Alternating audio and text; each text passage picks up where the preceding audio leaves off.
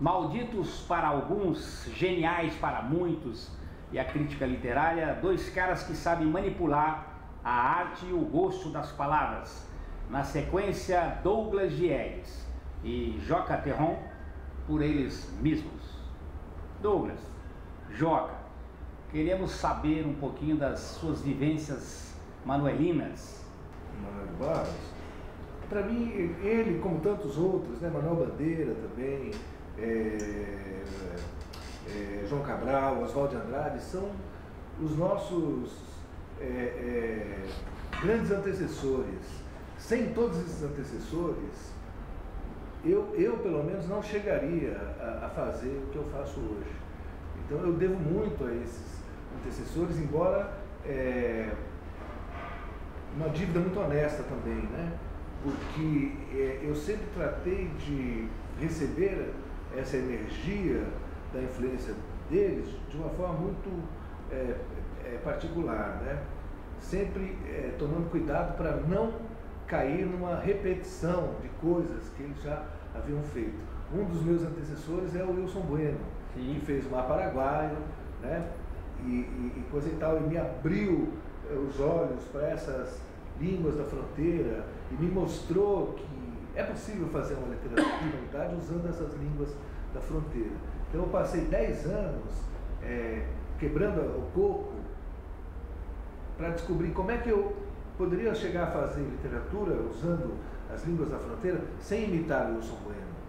Foi então que eu comecei a fazer os sonetos, né, de formato shakespeariano.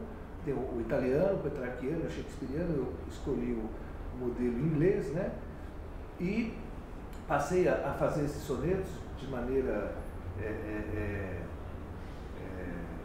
até um pouco ansiosa, né, e mandei para o Glauco Matoso, que é o sujeito que mais entende de sonetos no mundo, creio eu, né? E também eu mostro o poeta que mais escreveu sonetos no mundo até agora. Ele escreveu mais de 5.500 sonetos. Brevemente receberá o Guinness, né? Pelo volumes de soneto que ele já conseguiu imprimir em livro, né? Então eu mandei para o Glauco, e o Glauco me mandou uma resposta muito positiva, né? E fazendo um elogio, né? Dizendo que eu não tinha ainda nada publicado, mas que eu tinha muita coisa para publicar, né? E mandei também uma cópia ao Joca Terron, que tinha uma bela editora. Ontem, inclusive, em Foz do Iguaçu, eu ganhei o 7º dia do Valêncio Xavier, do livreiro lá da Cunda, que ainda tinha 7 exemplares desse livro raro do Valêncio Xavier, que ele editou, que é um gênio de Curitiba, também um antecessor que eu reverencio, né? Com vários antecessores que eu reverencio. Falar só do Manuel seria uma injustiça, né? Mas o Manuel também foi o mais importante, foi um estímulo muito presente na minha vida, né? Me recebia na sua casa, me convidava para almoçar, algumas vezes me recebeu com você, com o Albino, né?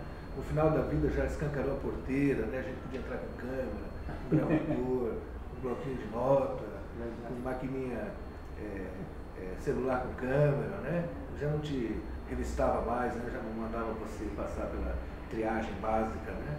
E tal, né? Deixava as pessoas entrarem com ferro, né? Ele não dizia que não gostava de falar para os ferros, né? E coisa e tal. Então ele, nesse sentido, foi muito generoso comigo e sempre me incentivou. E quando eu publiquei o primeiro livro e mandei para ele, que acabou sendo publicado em Curitiba, a editora do Joca faliu, né, Joca? Honrosamente. Foi em Curitiba? Honrosamente, depois foi em Curitiba? Não, em São Paulo. Depois de uma bela trajetória, publicando gente incrível, como Manuel Carlos Caran, Glauco Matoso, Valêncio Xavier, enfim. Aí, esse livro acabou sendo publicado em Curitiba, foi considerado o primeiro livro de poesia em portunhol, porque eu não coloco o Guarani, né? Eu só uso o português. Pela Travessa dos Editores, né? Pela Travessa dos Editores de Curitiba.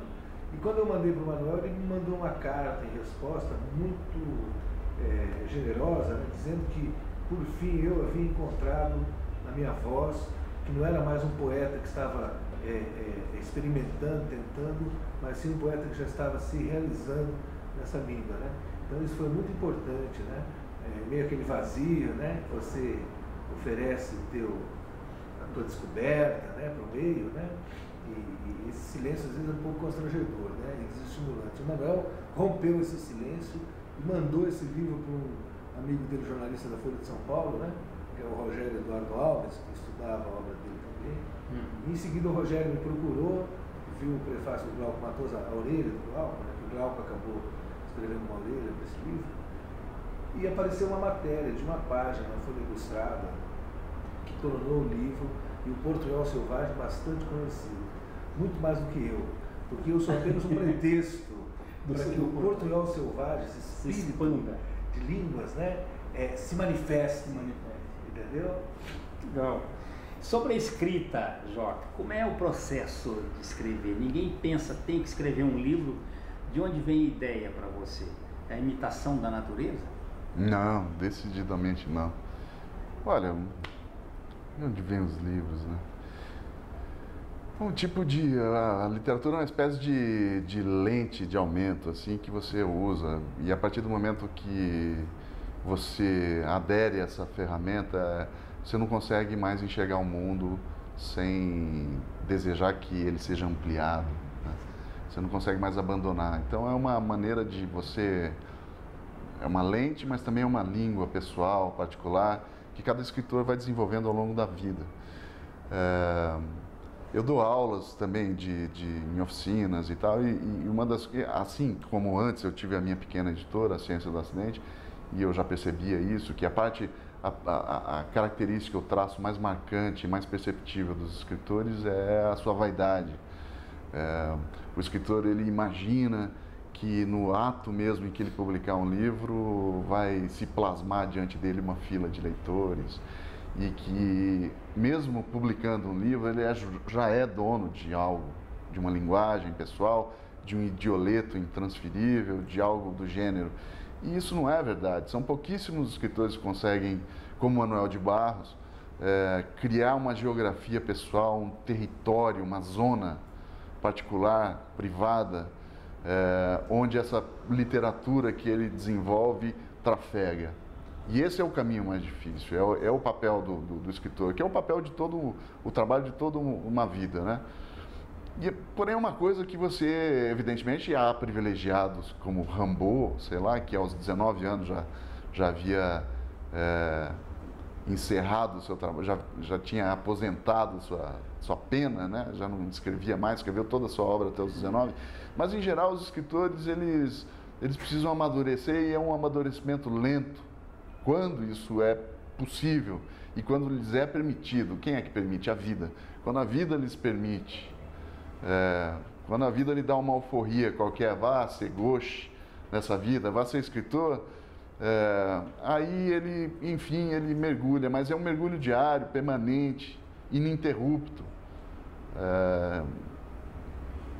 Não é fácil, não é uma coisa... Como é viver de literatura? É possível viver de literatura?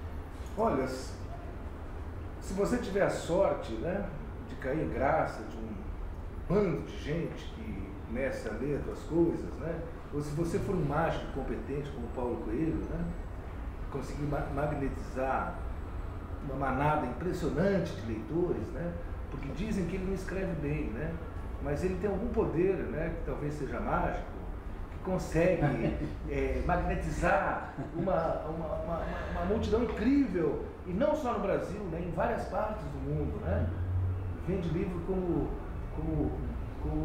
nem alguns padeiros de São Paulo conseguem vender, né, de maneira absurda, né, o que ele... Aí sim você consegue ver literatura, mas a maioria dos escritores tem uma vida muito difícil, né? Eles não estão conseguindo viver de literatura, é muito difícil. O que salva o escritor brasileiro, eu percebo, são os convites para as palestras, participações em universidades. Muitos escritores, que eu acho uma coisa muito legal, são professores de escrita literária, digamos assim, né? Fazem oficinas, né, em São Paulo, no Rio de Janeiro, aqui em Campo Grande mesmo. Hoje a gente está recebendo o Marcelino Freire, que é um escritor excelente, né, e talentosíssimo também, dessa geração do Joca, geração dos anos 90, né, de Nelson de Oliveira, e Bressani e tantos outros, né? Então aí sim ele consegue, digamos que, pagar as contas, né? E viver dignamente do seu trabalho, né? Mas só da venda de livros, eu acredito que é muito difícil. Nem Manuel de Barros conseguia viver exclusivamente da venda de seus livros, sendo o poeta que mais vende livros de poesia no Brasil. Ele dependia muito, você sabe, da fazenda de gado, do Pantanal e tal, né? Que é de onde vinha a grana mesmo, né? E para dois jornalistas, dois escritores como vocês, para a gente encerrar hoje o Prosa e Segredos, Trump latino-americano, o que significa esse cara no poder para a literatura e para a poesia, para tudo isso? Olha, o Trump no poder faz parte desses fenômenos bizarros que a natureza disponibiliza, né? Como foi a ascensão de Hitler nos anos 30, 20, 30, 40, né? Como é a ascensão daquele líder coreano maluco, né? Que fica atirando bombas para o Japão, provocando todo mundo, tratando de, num estado absurdo de ira, né? Ir para o buraco e levar todo mundo junto. O estado de ira é basicamente esse, né? A gente fica com tanta raiva de tudo, né? Perde o tesão pela vida, pela humanidade, por tudo, e acaba entrando no estado de ira. Então ele faz parte, para mim, desses fenômenos naturais, né? Que acontecem de tempos em tempos e que acabam sendo como uma prova para a humanidade, né?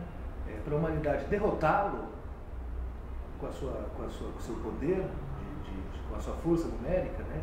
Ou se submeter totalmente aos caprichos de um líder vaidoso, arrogante, desumano, sem sabedoria vital, né? Porque o homem sábio jamais faz, diz, se comporta daquela maneira, né? Aquele é tipo de um bufão totalmente embriagado com o poder, com o dinheiro, com essas forças, com essas ferramentas que ele, nesse momento da vida dele, está tendo o prazer, ou a sorte, ou o azar de manipular, né? Então eu percebo ele como um maluco, um espiroqueta, né? Que chegou ao poder e que pode causar muito problema para a humanidade. O planeta Terra. Fechando, nós corremos esse risco no Brasil de ter um Trump aí? De acordo com os prognósticos, aí sim corremos, né? O mundo todo vive esse processo, essa corrida. Primeiro, a gente vive um momento trágico onde a democracia deixou de ser democracia, é só um nome, mais um cartaz pendurado na parede do que qualquer outra coisa. A gente passa por esse momento em que existe um predomínio global do neoliberalismo militarizado, que é algo além das expectativas e que é a verdadeira essa guerra insurdina e permanente que acontece no mundo, onde as pessoas são permanentemente escravizadas pela impossibilidade de viver e pelo trabalho cada vez pior pago. Nós vivemos um momento trágico, mas o mais trágico de todos esses aspectos da atual realidade é a ascensão da estupidez. Nunca fomos tantos estúpidos, tá certo? Reunidos neste planeta em forma de chuchu.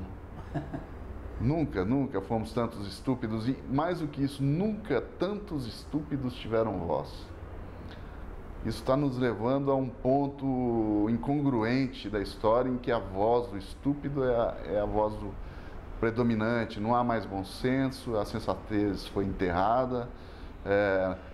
Vivemos um momento, uma coincidência particular também da perda de porta-vozes dissonantes, de vozes dissonantes, há uma desaparição dessas vozes. Então, esse aspecto trágico é justamente o fato de que a esperança aparentemente já não é mais a última que morre, talvez já esteja, inclusive, morta. A gente vai ficando por aqui. Hasta la vista, baby. Espero que tenham gostado.